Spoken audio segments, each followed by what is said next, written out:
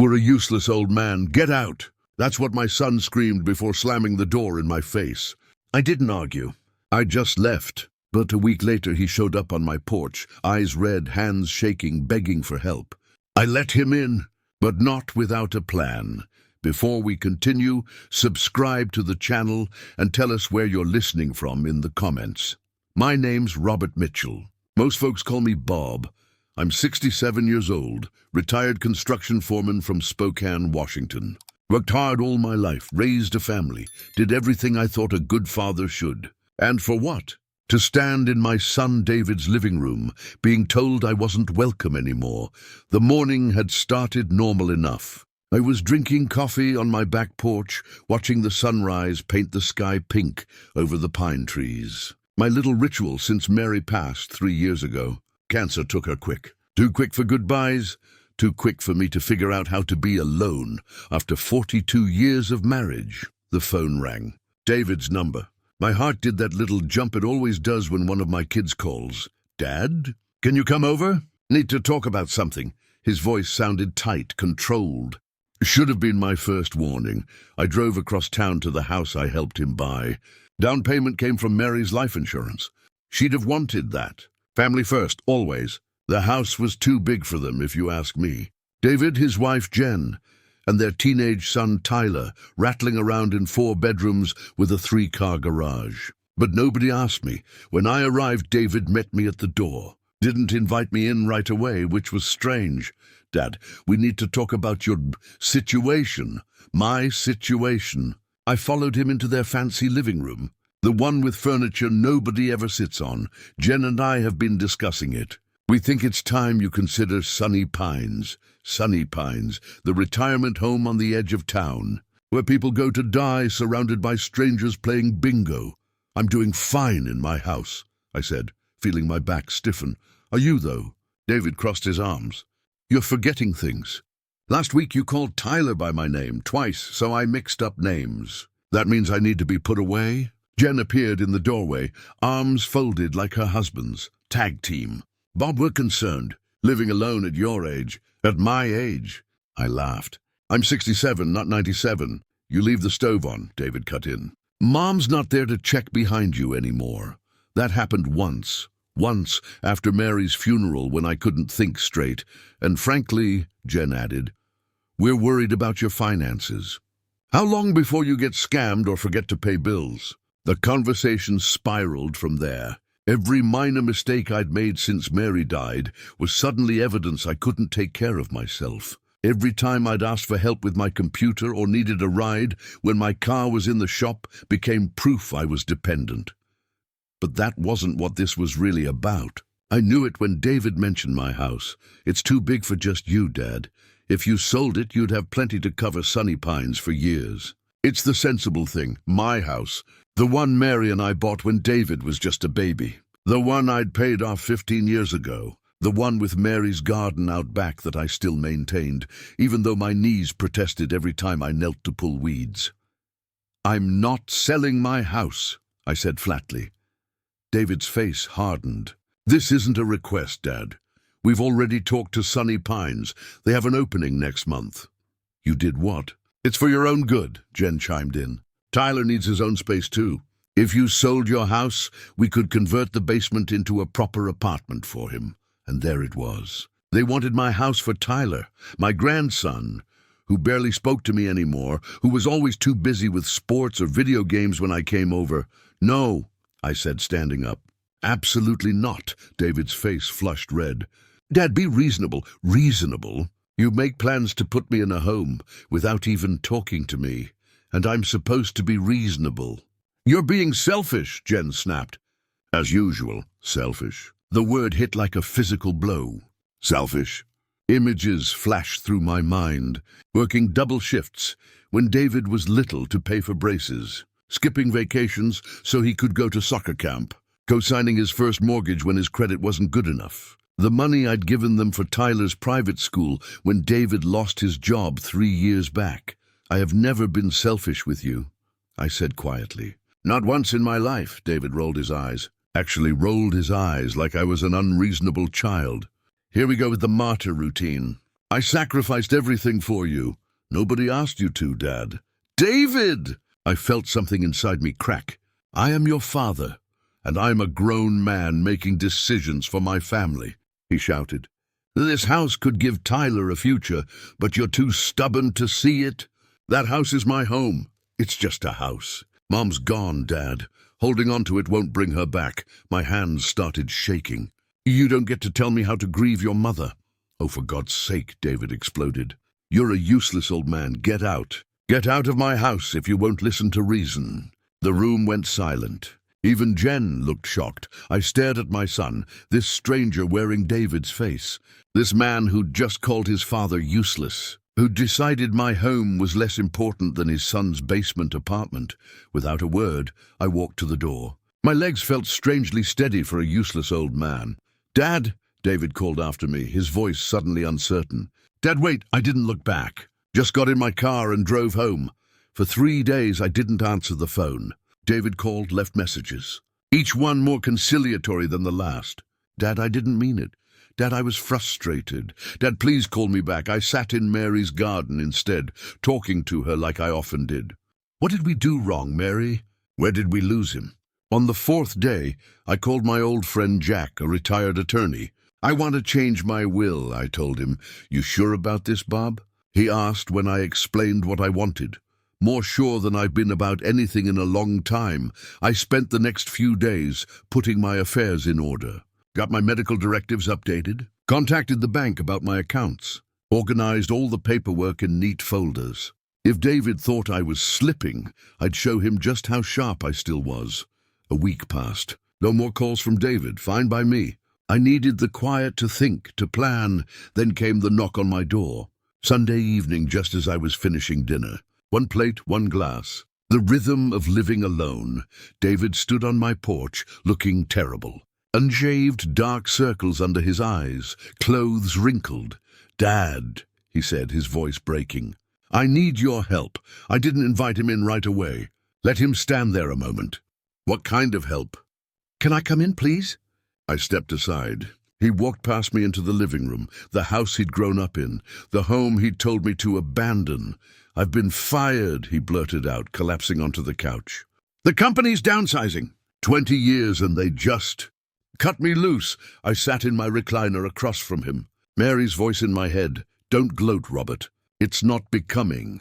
I'm sorry to hear that, I said, and meant it. No father wants to see his child struggle. It gets worse, David continued, rubbing his face. The severance package is a joke. 6 weeks' pay. We've got the mortgage, Tyler's tuition, Jen's car payment.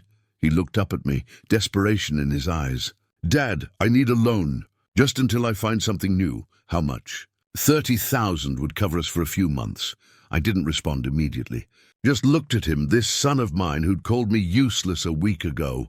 Dad, I know what you're thinking. What I said, I was wrong, so wrong. I was stressed about money, about the future. Taking it out on you was unforgivable. Was it just stress, David? Or do you really think I'm a useless old man? He flinched. I don't think that. I never did. It was a horrible thing to say. But you do think my house would be better used for Tyler's apartment. His eyes dropped. That was Jen's idea mostly, and you went along with it. I shouldn't have.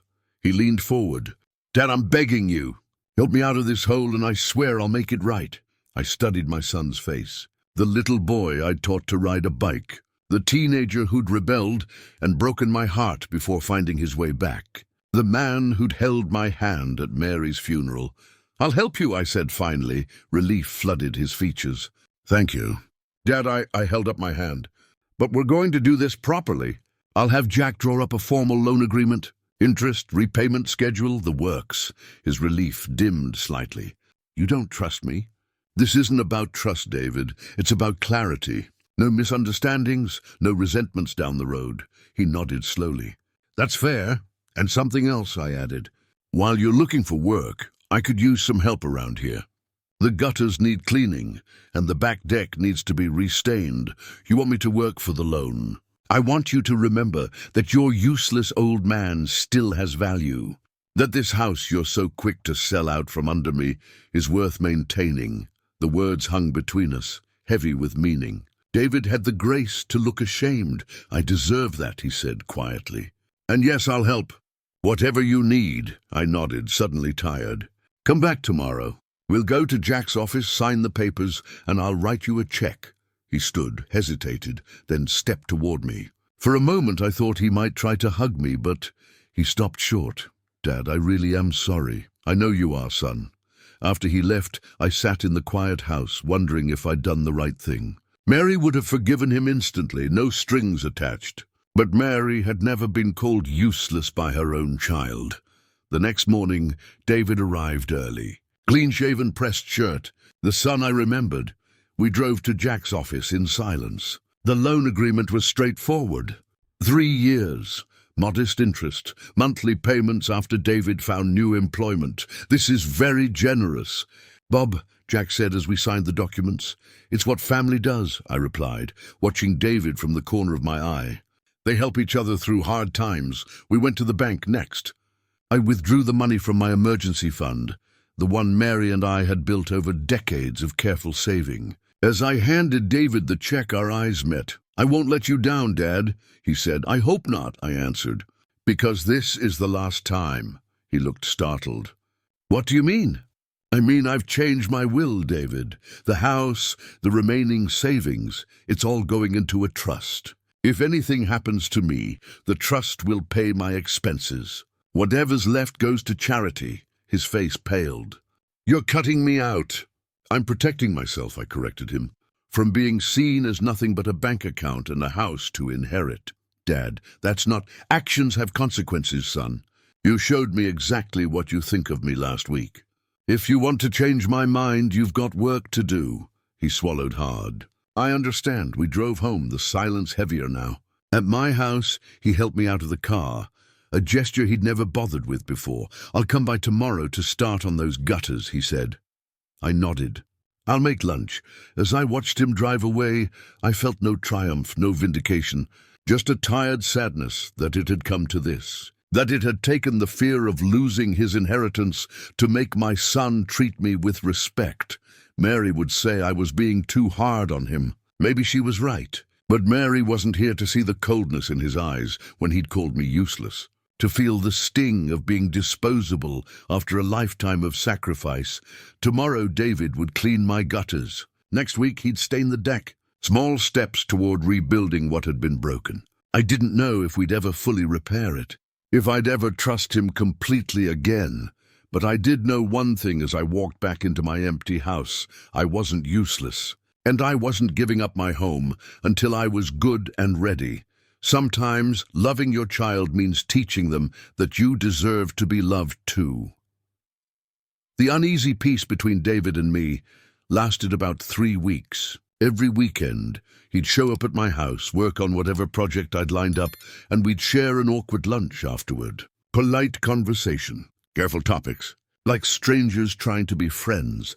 During the week, I'd get updates on his job search, interviews that went well, promising leads, always delivered with that hint of desperation, reminding me of the $30,000 sitting between us. It was during the 4th weekend that I noticed something odd. David was on my computer, supposedly looking up instructions for fixing the leaky bathroom faucet. I walked in with 2 glasses of lemonade and caught him minimizing a screen when he heard me. "Find what you needed?" I asked, setting his glass down. "Yeah, got it." His smile was too quick, too practiced. The same smile he'd used as a teenager when I caught him sneaking in past curfew. I let it go. But that night after he left, I checked my browser history. Property values in my neighborhood, retirement home costs, and something that made my blood run cold. Legal grounds for declaring parent incompetent. Mary's voice in my head was sharp this time. "Pay attention, Robert." I started watching more carefully. The next weekend, David brought Jen along. First time since our blow-up. She was all smiles and concern. "Bob, you're looking thin. Are you eating properly?" Her eyes scanned the kitchen, noting the single plate in the dish drainer, the half-empty refrigerator. "I manage," I said. "We worry about you," she said, touching my arm. "Living here all alone." I noticed her gaze lingering on the family photos. The antique clock that had been Mary's grandmother's, Cataloging, assessing value. David mentioned, "You've been forgetting things," she continued. I looked at my son, who suddenly found the floor fascinating. Did he now? Strange, since my memory seems just fine. He said you couldn't remember where you put your car keys last week. That he found them in the refrigerator. My keys had never been in the refrigerator. Not once in my life. Is that what he told you? I kept my voice neutral. "Dad," David cut in, "you know how you get confused sometimes?" The hairs on the back of my neck stood up. This wasn't concern. This was groundwork. That night I called Jack again. "They're setting me up," I told him, making it sound like I'm losing my mind. Jack was quiet for a moment. "You think they're after the house again?" "The house, whatever's left of my savings." "I don't know. You want me to talk to David?" "No," I said, looking out at Mary's garden, silver in the moonlight. "I want to see how far they'll go." Over the next month, I started keeping a journal. Every conversation with David or Jen, documented. Every supposed memory lapse they mentioned, recorded with the actual facts. I installed a small camera in my living room, something my buddy Tom from the police department helped me with. "Legal in my own home," he assured me. David's help around the house changed too. He started moving things. Not obviously, just small adjustments. My reading glasses that always sat on the coffee table would be on the bookshelf. The sugar that belonged in the pantry would be in the refrigerator. "Dad, the sugar was in the fridge again," he'd say when he found it, making sure Jen heard. "Remember we talked about keeping food items in their proper place?" It was subtle, almost admirable in its calculation. Then came the pharmacy incident. David offered to pick up my blood pressure medication. "I'll swing by after my interview tomorrow," he said. "No need. I can get it myself." "It's on my way, Dad. No trouble," I agreed reluctantly. 2 days later, I got a call from Dr. Wilson's office. "Mr. Mitchell, we're concerned about your request for additional medication. The dosage you're asking for could be dangerous." "What request?" "Your son came in yesterday.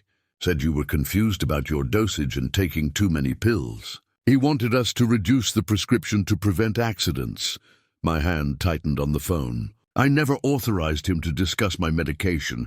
Silence on the other end. Then, "Mr. Mitchell, he showed us a healthcare proxy document. Said you signed it last month." "I never signed any healthcare proxy. Never. I drove straight to Dr. Wilson's office and asked to see this document. The signature looked like mine. Close enough to fool someone who didn't know better. But it wasn't mine. I want copies of everything in my file," I told the receptionist. "And I want it noted that my son has no authority to access my medical information. None." I changed pharmacies the next day. Didn't tell David. The following weekend, he showed up with a plate of Jen's lasagna. "Thought you might like a home-cooked meal," he said, bustling into my kitchen like he owned it. "You're looking tired, Dad. Not sleeping well?" "I sleep fine." He opened my refrigerator, frowning at the contents. "You're not eating properly. Maybe we should set up meal delivery." "I can feed myself, David," he sighed. That put upon sound I'd come to hate. "Dad, there's no shame in accepting help. Mom would want you to be taken care of. Don't tell me what your mother would want." The words came out sharper than I intended. David held up his hands. "I'm just concerned. That's all." That night after he left, I found 3 of my bills moved from my desk to the trash can. Phone bill, electric bill, property tax notice. All marked due, all nearly buried under coffee grounds and eggshells. The camera caught him doing it. His face calm and purposeful as he slid the papers under the breakfast garbage. I pulled the bills out, cleaned them off, and paid them immediately online. Then I sent copies of the video to Jack with instructions to hold on to them. 2 could play at this game. I started telling David I'd already taken my medication when he asked, then took it after he left. I made a show of misplacing my glasses, then found them right where I'd actually left them. Small performances to feed his narrative while I documented the truth. 6 weeks into this charade, David brought up Sunny Pines again. "Casual, over lunch. You know, I drove by there yesterday. They've renovated the East Wing. All new apartments with kitchenettes. Much nicer than before. Is that so?" I sipped my coffee. One of the administrators recognized me. Asked how you were doing. Said they're still holding that spot for you. I set my cup down carefully. "That's thoughtful of them." It's not too late, Dad. We could take a tour next week. I'm perfectly happy here. He leaned forward. Dad, be honest. This place is too much for you now. The yard work, the maintenance, and it's so isolated. What if you fell? Who would help you? I have neighbors, friends who check on me. It's not the same as professional care. He reached for my hand, a gesture that should have been comforting, but felt calculated. I promised Mom I'd make sure you were taken care of. The mention of Mary felt like a desecration. She would have seen through this in an instant. Your mother knew I could take care of myself, I said, pulling my hand away. And she'd never ask me to leave our home. David's eyes hardened for just a second before the mask of concern slipped back into place. Just think about it. That's all I'm asking. The next day I woke up feeling off, dizzy, nauseous, my vision blurry around the edges. I made it to the bathroom before throwing up, my body shaking with chills. Food poisoning, I thought. The lasagna! But I'd barely touched it, finding it too salty for my taste. I managed to call Tom, my police friend. Something's wrong, I told him, my words slurring. Need help. That's the last thing I remember before waking up in the hospital, tubes and wires connecting me to beeping machines. Mr. Mitchell, can you hear me? A doctor stood over me, a young woman with kind eyes and a worried expression. What happened? My voice sounded like it was coming through gravel. You had a severe hypoglycemic episode. Your blood sugar dropped dangerously low. Do you have diabetes, Mr. Mitchell? No. Any new medications recently? I tried to focus, just my blood pressure pills. But I got them from a different pharmacy last week. She frowned. We found an unusually high level of insulin in your system. If your friend hadn't found you when he did, the room seemed to tilt. Insulin. I don't take insulin. The lasagna. Too salty, disguising another taste. Where's my son? I asked. In the waiting room. He's been very concerned. Arrived right after the ambulance. Don't let him in. And don't tell him what you just told me. Her frown deepened. Mr. Mitchell, please. It's important. She studied my face, something in my expression convincing her. I'll need to speak with hospital security if you're suggesting. I am, I said. And I need to call my lawyer. Jack arrived within the hour. Grim-faced and carrying a legal pad. Dr. Chen, that was her name, joined us, along with a hospital administrator and a police detective Tom had called. I told them everything. The fake medical proxy, the moved bills, the planted evidence of memory problems, and now the suspicious timing of my illness after eating food David had brought. We'll need to run tests on any remaining food in your home, the detective said, and review the security footage you mentioned. I want a restraining order. I told Jack, against both David and Jen, and I want to press charges if that lasagna was tampered with. Bob, Jack said carefully, this is your son we're talking about. I know exactly who he is, I said. The monitor's beeping as my heart rate increased. He's a man who called me useless to my face, who tried to have me declared incompetent, and who may have just tried to put me in the hospital, or worse, to get his hands on my house. Dr. Chen cleared her throat. The insulin dose wasn't high enough to be fatal, not for someone without diabetes, but it was enough to create symptoms that could be interpreted as confusion, disorientation. Building a case, the detective finished, making it look like you couldn't care for yourself. I closed my eyes, suddenly exhausted. The betrayal was complete now. My own son, my only child. I want to see him, I said finally. They all exchanged glances. Are you sure that's wise? Jack asked. I need to look him in the eye, I said. I need to know if he was willing to poison his own father for a 3-bedroom house with a nice garden. They reluctantly agreed with conditions. The detective would be in the room, hospital security outside the door, Jack hovering nearby. David rushed in, face arranged in a mask of concern that didn't reach his eyes. Dad, thank God you're awake. We've been so worried. I asked quietly, Jen and me. She's getting coffee. Dad, what happened? The neighbor said you collapsed. I studied him, this stranger wearing my son's face, looking for any sign of remorse, any flicker of genuine concern. The lasagna, I said simply. Did Jen really make it? Something flashed across his face. Alarm? Guilt? Of course she did. Why? Because it had insulin in it, David. Insulin that nearly killed me. The blood drained from his face. That's impossible. There must be some mistake. Like the mistake of forging my signature on a healthcare proxy. Or moving my bills to the trash so I'd miss payments. Or telling Jen I put my keys in the refrigerator when I never did. He took a step back. Dad, you're confused. This is exactly what we've been worried about. I have it all on camera, David. My voice was steady, even as my heart broke. Every conversation, every moved object, every lie, the detective stepped forward.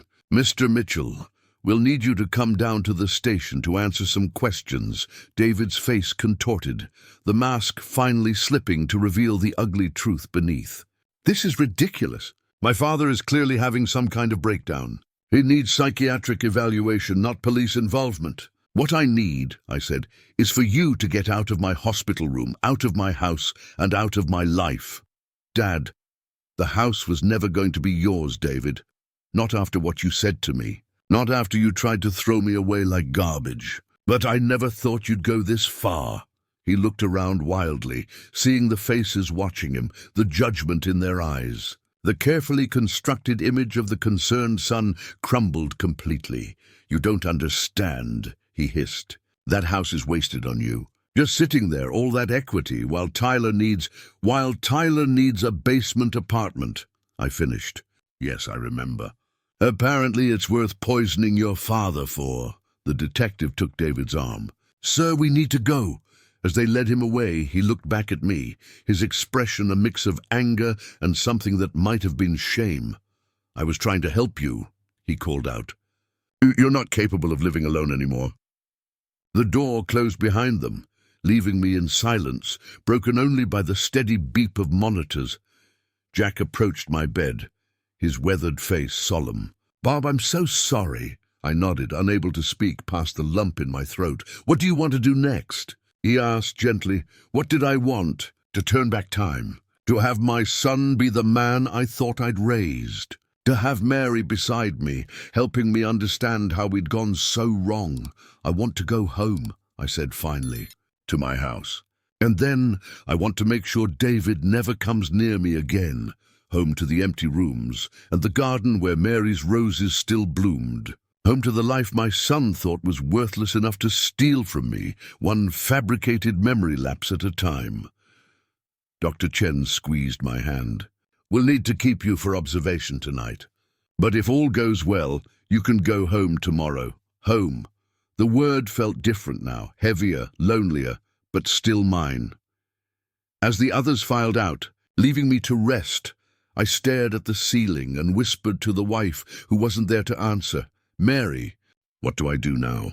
The silence held no answers, but somewhere deep inside I knew. I would heal, I would protect myself, and somehow I would find a way forward without the son who had become my enemy.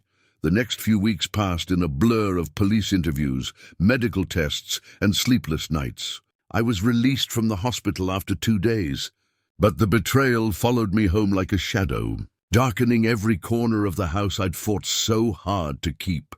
Laboratory tests confirmed what Dr. Chen had suspected. The lasagna contained insulin. Not enough to kill me outright, but sufficient to create symptoms that could be mistaken for dementia or stroke, especially in a man my age already showing signs of confusion. According to the narrative David had been carefully constructing, Detective Morales, a no-nonsense woman with tired eyes and quick intelligence, sat at my kitchen table, reviewing the evidence we'd gathered. The camera footage is damning, she said, tapping her notebook. Moving bills to the trash, rearranging your belongings, all while documenting what he's calling your episodes. And we have the falsified healthcare proxy. Will it be enough? I asked. She sighed. For charges of elderly exploitation and attempted medical abuse, yes. For attempted murder, that's trickier. His attorney will argue he wasn't trying to kill you, just create symptoms to support guardianship. Guardianship. The word tasted bitter. My own son wanted to have me declared incompetent so he could take my house. Unfortunately, Mr. Mitchell, we see this more often than you'd think. Family members who view elderly parents as obstacles to inheritance rather than people deserving dignity. After she left, I sat in Mary's garden, the late autumn sun warming my face despite the chill in the air. The roses were fading now, petals browning at the edges. Winter coming. I don't understand it, Mary, I said aloud. Our one-sided conversations had become more frequent since the hospital. Where did we go wrong with him? My phone rang, interrupting my thoughts. Jack's number. David's attorney called, he said without preamble. They want to make a deal. What kind of deal? If you drop the criminal charges, David will agree to a permanent restraining order.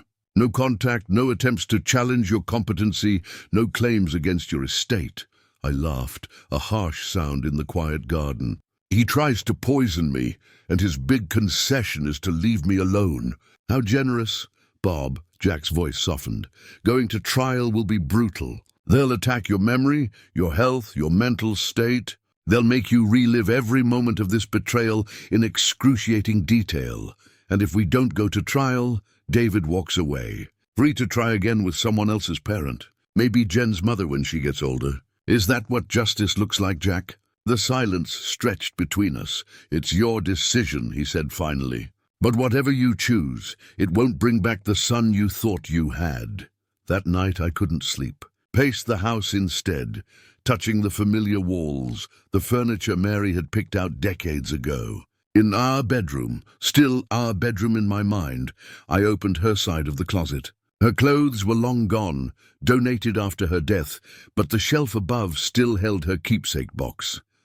Inside, beneath old photographs and dried corsages, I found the letter, the one she'd written when David was born. Yellowed now, the ink fading, but her handwriting still clear and graceful. To our son David, it began. Today you made us a family. Your father cried when he first held you, great happy tears that surprised even him. He's already planning all the things he'll teach you, all the ways he'll make sure you grow into a good man. Know that whatever happens in this unpredictable life, your father's love is the most constant thing you will ever have. I carefully folded the letter and returned it to the box. Mary had been wrong about one thing. My love hadn't been enough. The preliminary hearing was scheduled for a Tuesday morning in early December. Cold rain lashed the courthouse steps as Jack helped me navigate through a small crowd of reporters. Elder abuse cases rarely made the news, but the attempted poisoning angle had caught media attention. Inside, the courtroom felt too warm after the chill outside. I removed my coat, straightening my tie, the blue one Mary had given me for our last anniversary together. Armor of a sort.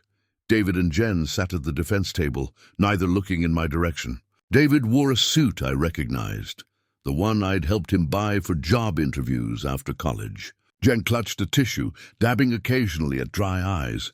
Their attorney, an expensive-looking man with silver hair and a practiced expression of concern, approached Jack before proceedings began. My clients are willing to accept responsibility for certain misunderstandings, he said smoothly. In exchange for reduced charges, perhaps disorderly conduct and trespassing? Jack looked to me. I shook my head. We'll let the evidence speak for itself, Jack replied. The judge entered and the formal dance of justice began. Detective Morales testified first, presenting the video evidence from my home. The screen at the front of the courtroom showed David clearly moving my bills to the trash, rearranging my belongings. Then later discovering them in the wrong places with performative concern. David stared at the floor as his methodical campaign unfolded for all to see. Jen's tissue dabbing became more frequent, more genuine. Dr. Chen testified next about the insulin found in my system, explaining the effects it would have on someone without diabetes.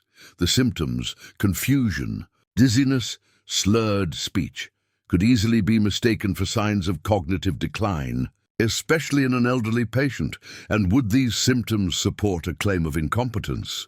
The prosecutor asked. If documented over time, yes. Many families seek guardianship based on similar presentations. When it was David's attorney's turn, he focused on my age, my living alone, my supposed history of forgetfulness. Isn't it possible, Dr. Chen, that Mr. Mitchell Sr. has experienced genuine memory issues that his son was rightfully concerned about. Dr. Chen's response was measured. The medical record shows no indication of cognitive decline. Mr. Mitchell's primary physician reports him to be in excellent mental health for his age. The morning stretched into afternoon. The evidence mounted. The forged healthcare proxy, the pharmacy records, the insulin-laced lasagna. Finally, it was my turn to testify. As I walked to the witness stand, I passed close to David for the first time. Our eyes met briefly. What I saw there wasn't remorse, but something harder, resentment. As if I were the one who had betrayed him by refusing to play my assigned role of declining dependent father. The prosecutor guided me through my testimony gently. I described the initial confrontation, the "you're a useless old man" moment that had started it all. The loan David had requested. The careful documentation I'd begun keeping when I suspected his intentions. "Why did you install cameras in your home, Mr. Mitchell?" she asked. "Because I didn't recognize my son anymore," I said simply. The boy I raised would never have called me useless, would never have tried to take my home. I needed to know who he'd become. During cross-examination, David's attorney tried to paint me as paranoid, vindictive. "Isn't it true that you changed your will to disinherit your only son after a single argument?" "I changed my will to protect myself," I corrected. And given what happened next, it was clearly necessary. By late afternoon, the judge had heard enough. There was sufficient evidence to proceed to trial on all charges. David would face criminal proceedings for elderly exploitation, forgery, and attempted medical abuse. Outside the courthouse, rain still fell. Jack held an umbrella over us as reporters called questions. "Mr. Mitchell, how does it feel to testify against your own son?" I stopped, turning to face the young woman who'd asked. "It feels like the hardest thing I've ever done," I answered honestly. "Harder than bearing my wife. Harder than raising a child alone when she was sick. Because those challenges came from outside. This one came from within my own family." The reporters fell quiet.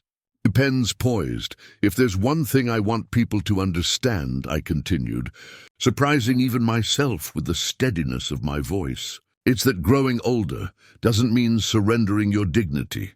It doesn't mean your home and your choices suddenly belong to your children. Respect isn't something that expires when you reach a certain age."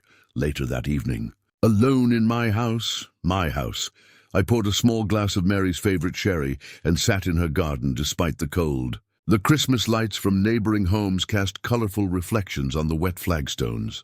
My phone rang. Caller ID showed a number I didn't recognize. "Mr. Mitchell, this is Isabella Chen, Dr. Chen from the hospital." "Dr. Chen, hello." I was surprised to hear from her outside of medical or legal contexts. "I hope you don't mind me calling. I got your number from Detective Morales." She paused. "I wanted to check how you're doing after today's hearing." "I'm managing," I said, touched by her concern. "One day at a time. The reason I'm calling..." Another pause. "My father passed away last year. He was also stubborn about staying in his home, refusing help even when he needed it. I didn't handle it well. I pushed too hard, made decisions he wasn't ready for." I listened, hearing the regret in her voice. "Before he died, we reconciled. But it took both of us recognizing where we'd gone wrong. Him admitting he needed some help, me admitting he deserved autonomy." "Why are you telling me this?" I asked softly.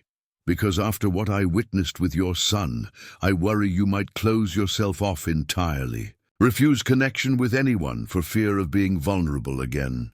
Her words hit uncomfortably close to home. Since the hospital, I'd been declining invitations from friends, avoiding my usual coffee shop, retreating further into solitude. "What would you suggest, doctor?" My tone was more defensive than I intended. "There's a senior center near the hospital." "Not Sunny Pines," she added quickly. "Not a care facility. A community space. Book clubs, woodworking classes, volunteer opportunities. People who understand what it means to age with dignity. I don't need pity friendships. No, but you might need purpose." Her voice was gentle but firm. "And they need volunteers with construction experience to help with their building expansion." After we hung up, I sat with her words, purpose. It had been a long time since I'd felt truly needed, truly useful. The trial was scheduled for February, 3 months away. 3 months of living with the knowledge that my only child had been willing to poison me for my house. 2 days later, I drove to the address Dr. Chen had given me. The Highland Community Center was housed in an old church building, its basement converted into a bright, welcoming space with mismatched furniture and walls covered in local artwork. A woman about my age greeted me at the door. Grey hair cut in a practical bob, laugh lines etched deeply around blue eyes. "You must be Bob," she said, extending her hand. "I'm Margaret. Dr. Chen mentioned you might stop by." Construction background, right? Our roof is leaking in 3 places, and our regular handyman is out with hip surgery. No pity in her voice. No careful handling. Just one capable adult speaking to another. "I might be able to help with that," I said, feeling something loosen in my chest. A knot I hadn't realized was there. Over the next weeks, as Christmas approached and the trial date loomed, I found myself at Highland nearly every day. Fixing the roof led to rebuilding the back stairs, which led to designing an accessibility ramp for the side entrance. Margaret turned out to be a retired English teacher with a wicked sense of humor and no patience for self-pity, hers or anyone else's. She'd lost her husband to early-onset Alzheimer's and raised 2 daughters, alone while teaching full-time. Hardest thing I ever did, she told me over coffee in the center's kitchen. Not the single parenting or the caregiving, the letting go afterward, finding who Margaret was without being Carl's wife or the girl's mother. "I'm still working on that part," I admitted. "We all are, Bob. That's the secret no one tells you about aging. You never stop becoming yourself." When the trial finally came, I wasn't alone in the courtroom. Margaret sat behind me, along with 3 other friends from Highland. Dr. Chen came on her lunch break. Detective Morales and Tom attended when their schedules allowed. The proceedings were every bit as difficult as Jack had warned. David pleaded guilty to reduced charges of elderly exploitation and forgery, avoiding trial on the more serious poisoning allegation. He received probation, community service, and mandatory counseling. I requested no jail time. Not out of forgiveness, but because imprisonment wouldn't undo what had been broken between us. The judge added one condition I hadn't expected. David would volunteer at a senior advocacy center, learning about elder rights and dignity. "Perhaps in helping others," she said, fixing him with a stern gaze, "you might rediscover the respect you lost for your own father." Outside the courthouse, under a bright February sky, Margaret took my arm as reporters approached. "To comment today," I told them, feeling lighter than I had in months. "I'm having lunch with friends." As we walked toward the car, Margaret squeezed my arm gently. "You did well in there?" "I'm not sure what I did exactly," I admitted. "It doesn't feel like justice or closure or any of those things people talk about." "Maybe it's not supposed to," she replied. "Maybe it's just one step on a longer road." That evening, I sat in Mary's garden. The roses were dormant, but new buds were forming on the branches, promise of spring to come. "I miss you, Mary," I said to the quiet air. "Every day. But I think I'm finding my way." My phone buzzed with a text message. David's number, the first contact since the trial. "Dad," it read, "I don't expect forgiveness. I don't deserve it. But I want you to know I'm starting counseling tomorrow. Too late to fix what I broke, but maybe not too late to understand why I broke it." I didn't respond immediately. Wasn't sure I ever would. Some bridges once burned can't be rebuilt. But the message itself felt like a small recognition of the damage done. A first step on his own longer road. As darkness fell, I went inside to call Margaret. We'd planned to visit the art museum that weekend, something Mary and I had always enjoyed. Life continuing, different but not ended. I looked around my home, still mine, still filled with memories both painful and precious. The betrayal had changed me, hardened some edges while softening others. I was not the same man who had stood in David's living room, being called useless. That man had defined himself by his role as father, provider, protector. This new version of me was still taking shape. Friend, volunteer, survivor, a Man who had learned the hard way that standing up for his own dignity wasn't selfish but necessary. If there was a lesson in all this pain, perhaps it was that simple. We teach people how to treat us by what we accept, what we forgive, and what we refuse to tolerate, even especially when those people are family.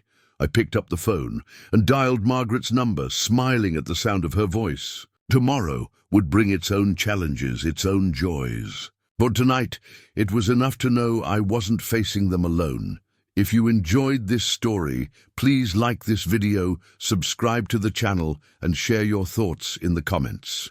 For the next story, click the box on the left. Thank you for watching.